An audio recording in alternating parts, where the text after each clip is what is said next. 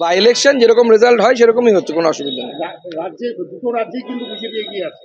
মহারাষ্ট্র দুটোতে বিজেপি সরকার গঠন করবে। মহারাষ্ট্রে খুব আরামের সাথে করবে, ঝাড়খণ্ডে একটু এদিক ওদিক হতে পারে, কিন্তু সরকার বিজেপিরই হবে। ব্যতিক্রম পশ্চিমবঙ্গ কেন? অতিক্রম ব্যতিক্রম না, বাই ইলেকশন বলে এরকম হচ্ছে। 26-এ পশ্চিমবঙ্গে বিজেপি সরকার করবে। এখানে বৈঠক করে মুখ্যমন্ত্রী পরিষ্কার বলেছেন যে সমস্ত জমি কেলেঙ্কারি এবং বালু পাথরের সঙ্গে যুক্ত আছে তাদেরকে গ্রেফতার করতে হবে, ইভেন তৃণমূলের নেতা হলে। দেখুন, এগুলো মানুষকে মাঝে মাঝে উনি বোকা বানানোর জন্য এগুলো করেন। প্রথম কথা হচ্ছে, মুখ্যমন্ত্রীকে বলতে হবে কেন? আইন কি বলে? আইন বলে যে মুখ্যমন্ত্রী বলার পর পুলিশ গ্রেপ্তার করবে। না এতদিন ধরে এইসব ঘটনা করছে মুখ্যমন্ত্রী জানেন না, না মুখ্যমন্ত্রীর কাছে টাকার ভাগ পৌঁছয় না, কোনটা? একজন মুখ্যমন্ত্রী যদি জানতে না পারেন, তাহলে তার যোগ্যতা নিয়ে প্রশ্ন উঠে যায় যে তিনি মুখ্যমন্ত্রী থাকার যোগ্য কি যোগ্য না। পুলিশ সবই জানে, পুলিশ ওনার আন্ডারে।